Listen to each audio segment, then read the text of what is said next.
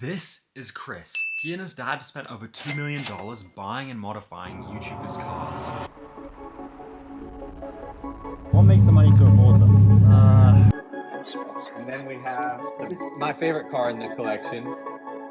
That got super popular super fast. So I said, well, this is a business. So I flew from Canada to find out exactly how he affords these cars. Oh, wow. Which one Lamborghini? The grey one. The grey one's a Lamborghini. What was that? The Lamborghini what? Huracan. Huracan. Oh, wow. Twin turbo. This is expensive, guys. Yeah. All right, we just made it. We're here with Chris now. Finally touched down after a long delay in flights. But this is Chris from Supercar Driven. And as you can see, some of the cars behind us are pretty nuts. Yeah. Tell us first, what do you have in the collection?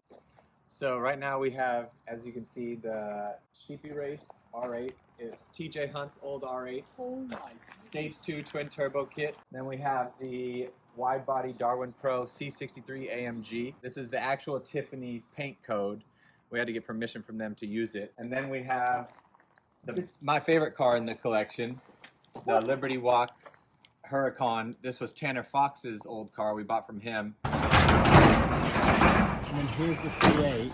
So this wasn't a YouTuber's, right? You bought this and built it Yeah, yourself. this was stock. We bought it in California. It was the only one available. We got lucky. We're taking this to Driven in Vancouver tomorrow, as long as the R8 and the Huracan. And TJ will be driving the R8. I get to drive the 1100 horsepower R8. Run us through what you used to have, because you used to have a lot of other cars as well. Yeah, we had an Aventador. We've sold that, and then we had TheStradman's ex McLaren MP4-12C. We started the channel with DailyDrivenExotics McLaren. We also had, that was our first and only Ferrari so far. It was a Challenge 430 race car, Stradman's ex Ferrari race car. But before we left for Vancouver, I wanted to speak to his dad, Michael. Now this is the man behind the business, behind Supercar Driven. How do you buy all these cars? What makes the money to afford them? 40 years of hard work. I mean, there's just no substitute for that. But I did it running basketball camps for kids, and then I'm an angel investor, so. Oh, wow. 40 years of investing in companies. So what would you say made more money, the investing or the basketball camps? Basketball camps made the money that I could use for investing. Okay. But in the long run, investing has made me the most money. So which one? Is there one that sticks in your mind that was the best investment you've ever made? NVIDIA. NVIDIA? Yeah. That's the one that sort of got you the cars. Yeah, and I stuff. told everybody they're going to own the world, and they're actually showing it. Just in the last month, they really started showing it. So how many years did it take until you bought the supercars? Or have you had these for a long time? Oh no, we just started doing the supercar 2 years ago. 2 years. COVID shut my business down, and my son came in the office one day and said, hey, let's start a YouTube channel. Is there anything that got you through that time, or just losing it all? For me, faith in God. It gets me through everything. There was still more I wanted to ask Michael, but I had to wait until we got back from Vancouver. The C8's ready to go, and we're gonna head out to Vancouver. We think we found the problem. So if you can come under here and look, that is where the air is coming out, blowing right into my hair. All the others are up, as you can see, but this one will not go up, which means we can't drive the car to Vancouver. Even though we couldn't take the Huracan, we had a show to attend. Here we go, 1,000 horsepower Sheepey R8.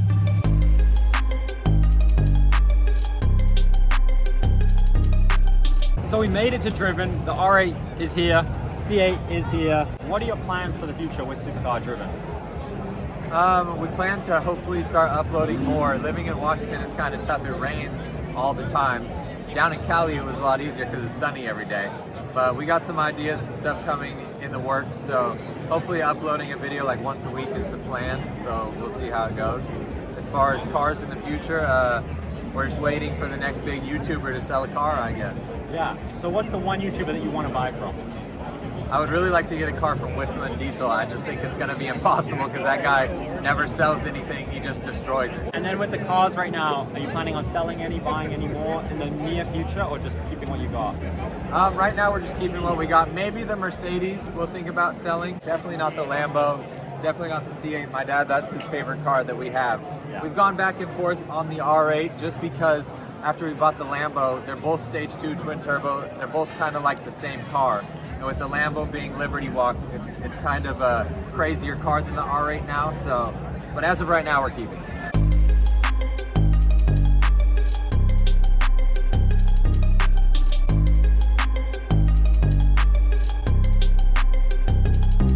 All right, we have left Driven now. We're halfway back to Seattle. I had to fill the cars up with gas because obviously they go through a lot. And tomorrow we're gonna learn some advice from Michael about lessons that he's learned to give to you guys, so that when you wanna own a car like this, what should you focus on? What should you do and what should you not do?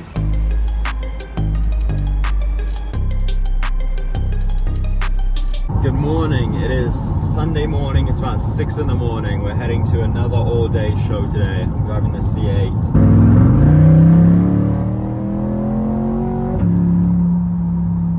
Ooh, man, that sounds good. The second left lane. Okay. That's day registered. Thank you. This guy just came up to the window and he had a stock and a modified one. He said, which one is it? It's pretty obvious it's modified, but I want to get a stock one and just put it up in the stock car category. So I'm here with Michael. We arrived at the show now, and I just want to continue asking a few more questions. So you mentioned you worked for 40 years to get to this point. Would you say that all that work was worth it? For me it was, yeah. Oh yeah. Yeah. You look back and there's things you would change, but I wouldn't change much. I mean, I started with my goals in junior high and started my first business in junior high, and I had vision boards and 1-year plans, 1-month plans, 5-year plans, 10-year plans, and then I would do daily plans. When I got married, I had a young daughter that happened to be a hotshot basketball player, and AAU didn't exist for girls. So I started AAU in Washington for girls, and I wound up being the chairman for the whole Pacific Northwest, and they flew me to Florida, and I got a bunch of awards for it. And so that turned into a really good business. But during the summer months, I started doing clinics for coaches on how you can make your players better. Yeah. And that got super popular, super fast. So I said, whoa, this is a business. So I started doing basketball camps. Yeah. What's been your favorite memory with the cars? Just doing stuff with my son. Yeah.